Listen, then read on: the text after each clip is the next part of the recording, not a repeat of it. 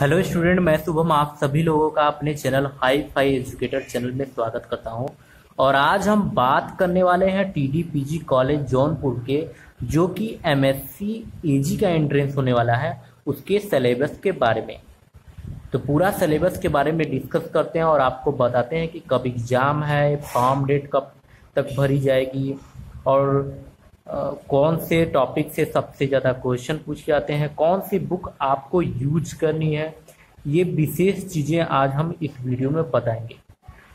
तो आपसे निवेदन है कि आप पूरी वीडियो देखिए और आपसे ये भी निवेदन है कि आप ये ना सोचिए कि कॉपी पे हम बता रहे हैं, हमें बोर्ड पे बताना चाहिए या डिजिटल बोर्ड पे बताना चाहिए, क्योंकि वहाँ पे आपको सिर्फ क्वेश्चन देना है, कोई बोर्ड वोर्ड तो देना नहीं है। तो हम आपको सोचें कि प्रोवाइड कर दें, क्योंकि मैं टीडी कॉलेज से अभी पढ़ाई कर रहा हूँ एमएससी का। तो हमने देखा कि बहुत सारे स्टूडेंटों को नहीं मालूम है कि कौन से क्वेश्चन कहाँ से आते हैं और वो परेशान से रहते हैं। और परेशान में वो नेट पे बहुत सारी चैनलों को खोजते हैं, लेकिन उनको मिलता नहीं कि टीडीपीजी कॉलेज में सबसे ज़्यादा क्वेश्चन कहाँ से पुट अप किए जाते हैं। और उनके पास ऐसा बुक्स भी नहीं होता जिससे वो पढ़ के टीडीपीजी कॉलेज में जाकर एंट्रेंस एग्ज़ाम दें। ध्यान दीजिएगा, जैसे यूपी कॉलेज के एग्ज़ाम होते हैं उससे भी टफली एग्ज़ाम यहाँ पे होते हैं। ऐसे ही एग्ज़ाम नहीं है कि आप डायरेक्ट दोगे और चले जाओगे, यहाँ टफ एग्ज़ाम होता है, आपको देना पड़ेगा।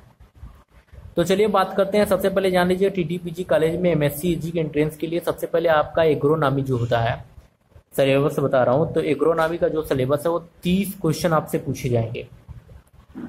ये मैंने 3 साल के पिछले पेपर्स को जोड़कर तभी आपको बताया कि 30 क्वेश्चन आपके एग्रोनॉमी के सबसे ज़्यादा पूछे जाते हैं टीडीपीजी कॉलेज के एंट्रेंस एग्जाम एमएससी में। वही सॉइल साइंस की बात कर लें तो सॉइल साइंस में आप 10 क्वेश्चन पूछे जाते हैं आपसे, ओनली 10 क्वेश्चन। एंटोमोलॉजी की बात करें तो एंटोमोलॉजी के 15 क्वेश्चन पूछे जाते हैं आपसे। नेक्स्ट अगर हम आपसे बात करें कि अगला क्वेश्चन है आपका हॉर्टिकल्चर से, तो हॉर्टिकल्चर से आप देखेंगे तो 20 क्वेश्चन पूछे जाते हैं। कितने क्वेश्चन पूछे जाते हैं? 20 क्वेश्चन, जो कि आपके हॉर्टिकल्चर के रहते हैं। नेक्स्ट है एग्रीकल्चर इकोनॉमिक्स से आप देखेंगे तो एग्रीकल्चर इकोनॉमिक्स से 15 क्वेश्चन, एग्रीकल्चर इकोनॉमिक्स से 15 क्वेश्चन। और वही अगर प्लांट पैथोलॉजी से बात करेंगे तो 10 क्वेश्चन पूछे जाते हैं।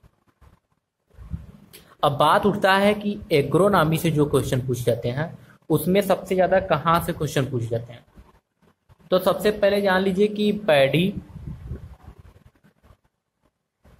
पैडी से लेके जितने भी क्रॉप होते हैं उनके बारे में पूरी नॉलेज होनी चाहिए। उसकी बुआई कब होती है, उसकी वेराइटी क्या है और उसके जो बॉटनिकल नेम है वो क्या है, ये सभी चीज़ें आपको याद रहना चाहिए। और कौन से क्रॉप्स में या कौन से सीड में प्रोटीन कितनी पाई जाती है, फैट कितने पाए जाते हैं, ऑयल्स कितनी पाई जाती है, ये सभी चीज़ें मालूम रहना चाहिए। और किसमें आयरन सबसे कम पाई जाती है, जैसे दूध। डेयरी से भी आएगा क्वेश्चन, हमने यहाँ पे बता दिया है। जैसे आप अगर एंटोमोलॉजी देखेंगे तो उसमें डेयरी से कुछ क्वेश्चन, जैसे अदर्स क्वेश्चन आ जाएंगे। जैसे एंटोमोलॉजी के क्वेश्चन 10 क्वेश्चन मिल जाएंगे तो 5 क्वेश्चन डेयरी के हो जाएंगे। तो यहीं से क्वेश्चन थोड़ा चेंज हो जाता है। तो ध्यान दीजिएगा, ये सारे क्वेश्चन एग्रोनॉमी से पूछे जाएंगे। बॉटनिकल नेम तो जरूर पूछा जाएगा, 2-4 बॉटनिकल नेम। और आपसे मैंने जो बताया वो सबसे ज़्यादा पूछा जाएगा। बुक्स की बात कर दे तो एग्रोनॉमी के लिए आपको नेम राव सुंडा का यूज करना चाहिए। नेम राव सुंडा की बुक आती है मार्केट में, आप ले लीजिए। आप उसे ही रिवीजन टोटली, अगर उसे रिवीजन किसी ने कर लिया और दोबारा रिवीजन कर लिया तो वो टीडीपीजी कॉलेज में जो 100 नंबर के क्वेश्चन होते हैं वो टोटल सॉल्व करके ही आएगा। 2 बुक्स ऐसे हैं जिसको अगर पूरे रिवीजन कर ले रहे हैं, एक अरुण कात्यायन की आती है, अरुण कात्यायन की आती है ये। और ये 2 बुक्स ऐसे हैं जिसको दोहराने के बाद चाहे आप बीएससी में हो चाहे आप एमएससी में हो, आपके एंट्रेंस एग्जाम क्वालिफाई हो जाएंगे। बीएससी वाले तो सिर्फ नेम राव सुंडा यूज करेंगे तो वो पूरा 50 क्वेश्चन मार ले जाएंगे टीडीपीजी कॉलेज में। और एमएससी वाले ये 2 बुक जरूर ले लीजिए, अगर नहीं लिए हैं तो आप जाके मार्केट में ले लीजिए। नेमराव सुंडा की बुक आती है, अरुण कात्यायन की भी आती है, दोनों जाके ले लीजिए। अरुण कात्यायन की वॉल्यूम 1 एंड वॉल्यूम 2 आती है, नेमराव सुंडा की जो कि 394 पेज की आती है वो आप ले लीजिए। तो चलिए नेक्स्ट आते हैं सॉइल साइंस। तो सॉइल साइंस में आपसे पूछ लिया जाएगा मिट्टी के पीएच मान पूछ लिए जाएंगे, और किस मिट्टी की कमी से प्लांट्स में होने वाले रोग के बारे में, मतलब मिट्टी में कौन सी कमी होती है, किस एलिमेंट्स की कमी होती है, फास्फोरस कितनी मिट्टी में रहता है, ये सभी चीजें आपसे पूछ ली जाएगी। जैसे आप खाद जब भी डालते हैं तो उसमें कौन पोटास कितना होता है, या तो उसमें यूरिया की मात्रा कितनी होती है, ये सभी चीजें आपसे पूछी जाएगी जो कि सॉइल साइंस के अंतर्गत आएगी। अगला है एंटोमोलॉजी। तो एंटोमोलॉजी में 15 क्वेश्चन पूछे जाएंगे। तो एंटोमोलॉजी से क्वेश्चन ये पूछ जाते हैं कि एंटीनी किस टाइप की होती है। कोई भी टाइप दे दिया जाएगा, फिलीफॉर्म से एंटीनी दे दिया गया, अगर फिलीफॉर्म एंटीनी दिया गया तो ऑप्शन दे देगा, उसमें कौन से कोई इंसेक्ट दे देगा, उसको आपको बताना पड़ेगा। वही इसमें ये भी पूछ लिया जाएगा, किसी भी साइंटिफिक नेम पूछ लिया जाएगा किसी जंतु का, कोई भी पूछ लिया जाएगा, जैसे गंधी बग पूछ लिया जाएगा, ग्रास हॉपर पूछ लिया जाएगा, इसमें से कोई भी पूछ लिया जाएगा। किसी रोग के बारे में पूछ लिया जाएगा आपसे, तो ये सभी चीजें इसमें पूछेगा, और दवाओं के नाम से भी पूछे जा सकते हैं। अगला हॉर्टिकल्चर में बात करें तो हॉर्टिकल्चर में फूल, पत्तियां, सब्जी से लेकर सभी चीजें आ जाती हैं। तो आपसे फ्रूट्स, सब्जियां और क्वेश्चन जो कि आपका रहेगा उसमें कुछ बॉटनी से क्वेश्चन रहेगा। जो 20 क्वेश्चन लिखे हैं इसमें ध्यान दीजिएगा कि 5 से 7 क्वेश्चन आपके बॉटनी से रिलेटेड रहेंगे जो कि हॉर्टिकल्चर में आ जाएंगे। अगला नेक्स्ट क्वेश्चन है एग्रीकल्चर इकोनॉमिक्स। एग्रीकल्चर इकोनॉमिक्स जो जनरल चीजें हो रही हैं, कौन सी किसान सेवा कार्ड, कोई भी कार्ड बन रही है जो कि किसान के लिए 2000 रुपये खाता में आ रही है, ये भी ध्यान दीजिएगा। जनरल एबिलिटी टेस्ट ही समझिए इसको। जो जनरल क्वेश्चन होती है सिर्फ एग्रीकल्चर इकोनॉमिक्स मतलब अर्थशास्त्र होता है, तो ध्यान दीजिएगा कि एग्रीकल्चर इकोनॉमिक्स इसमें प्रेजेंट में कौन सी योजना चल रही है जो कि किसानों के लिए है, वो आपको याद करके जरूर जाना है। तो आप नेमराव सुंडा में देखेंगे तो आपको मिलेगा एग्रीकल्चर इकोनॉमिक्स चैप्टर में बहुत सारे जो कि योजनाएं चल रही हैं।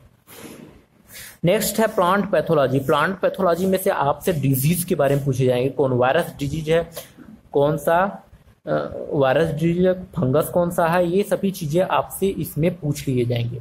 तो आपको फंगीसाइड्स के नाम भी कुछ यूज करना चाहिए और याद भी रखना चाहिए।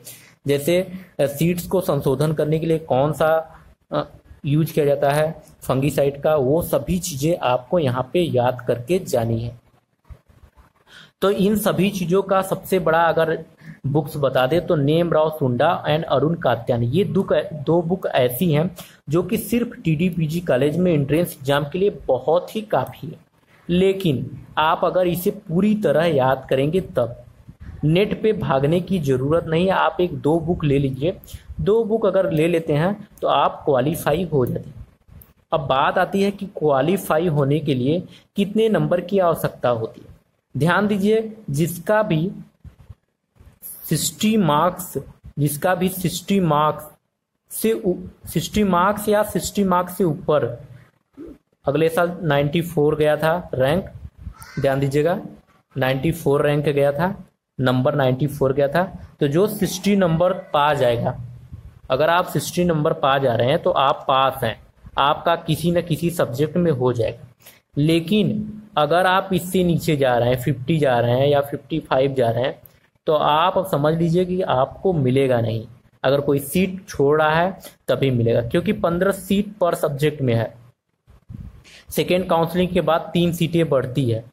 अगर सेकेंड काउंसलिंग होता है तो 3 सीटें बढ़ जाती हैं। और पहले ध्यान दीजिएगा 15 सीट पे लड़ाई होगी, मतलब फाइटिंग होती है, क्रैक जिसको करना होगा वो क्रैक करेगा।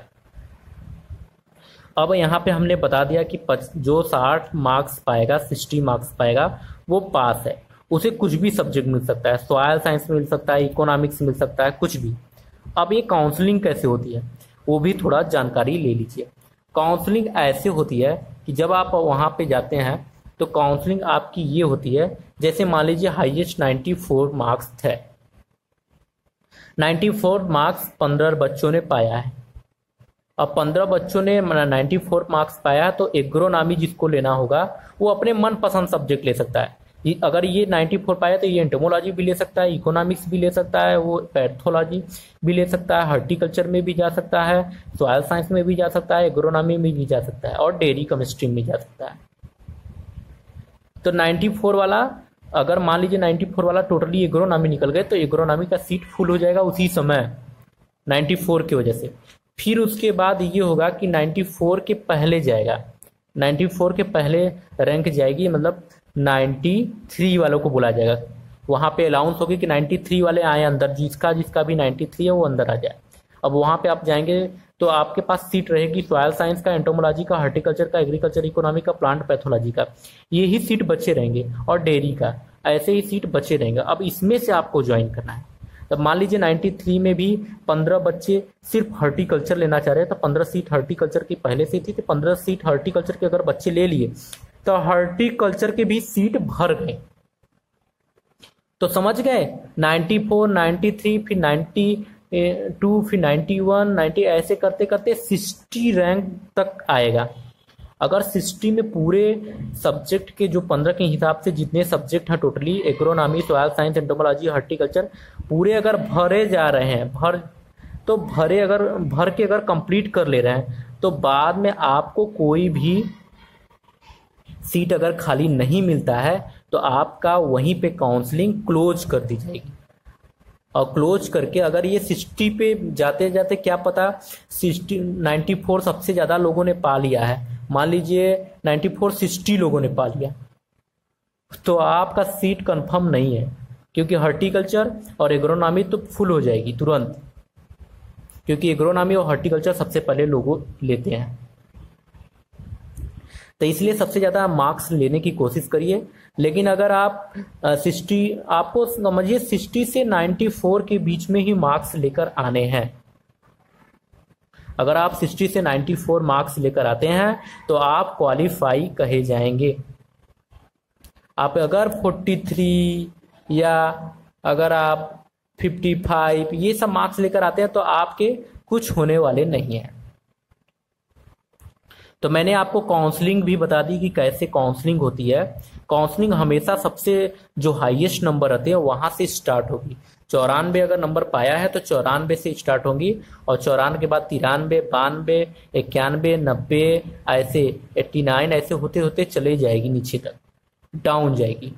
और डाउन में अगर सीट जाते जाते 75 पे पूरी सीट भर जाती है तो वहीं पे काउंसलिंग क्लोज कर दी जाती है, और जिसका नहीं होता है वो घर चले जाएंगे, वहां एडमिशन आपका नहीं होगा।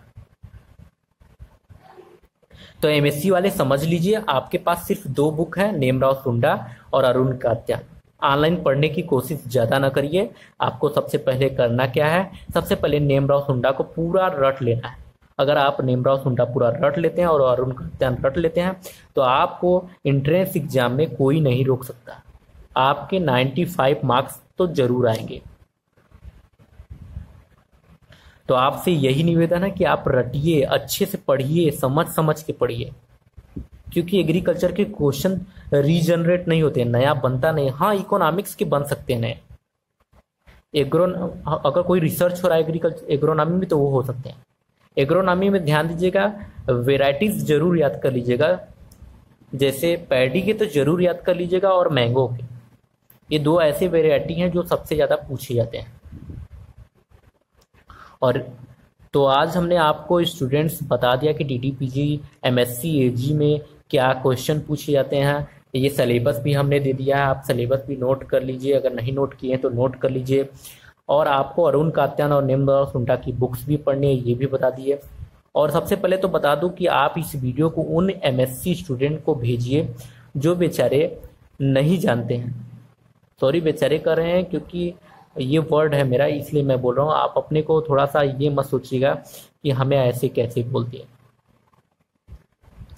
क्योंकि कई स्टूडेंट ऐसे होते हैं जो कि निम्न स्तर से जाते हैं और उन्हें नहीं मिल पाता, बुक्स नहीं मिल पाते, तो हम उनके लिए वीडियो भी चलाते रहते हैं। वो वीडियो देखेंगे और सिर्फ इम्पोर्टेंट क्वेश्चन के ही वीडियो बताएंगे।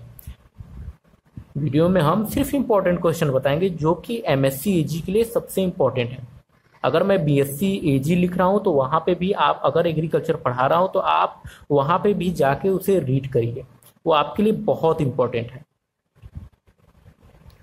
तो जैसा कि स्टूडेंट आज हमने बता दिया एमएससी एजी के सिलेबस के बारे में, बुक्स के बारे में, कहाँ से क्वेश्चन किस टॉपिक से पूछे जाते हैं, काउंसलिंग कैसे होते हैं, सभी चीज़ों के बारे में हमने पूरी तरह आपसे को बता दिया। स्क्रीनशॉट लेना चाहते हैं सिलेबस का तो आप स्क्रीनशॉट आसानी से ले सकते हैं। आप ले लीजिए, स्क्रीनशॉट ले लीजिए। और हम आपको ये बता रहे हैं कि आज हमने पूरी चीज़ें बता दी आपको। अगर आपको कोई भी डाउट है तो आप हमें कमेंट्स कर सकते हैं और कमेंट्स करके हमसे पूछ सकते हैं। और सबसे पहले तो ध्यान लीजिएगा, अगर आप सब्सक्राइब नहीं किए हैं तो प्लीज़ सब्सक्राइब कर लीजिए। आप सब्सक्राइब भी नहीं करते, आप वीडियो देखते भी नहीं है और कंप्लीट देखते नहीं, भगा भगा के देखते हैं, तब तो भगा भगा के ही दिमाग चलेगा ना आपका। तो वीडियो स्किप मत करिए, पूरी वीडियो देख कर जाइएगा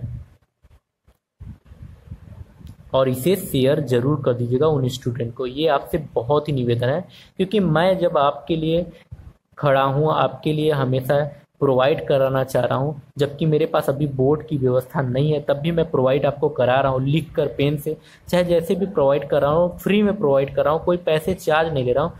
तो आपका भी फर्ज बनता है अपने ग्रुप्स में, अपने व्हाट्सएप पे, सभी जगह आप स्टेटस के रूप में लिंक हमारे यूट्यूब का लेकर आप उसे शेयर करिए प्लीज़।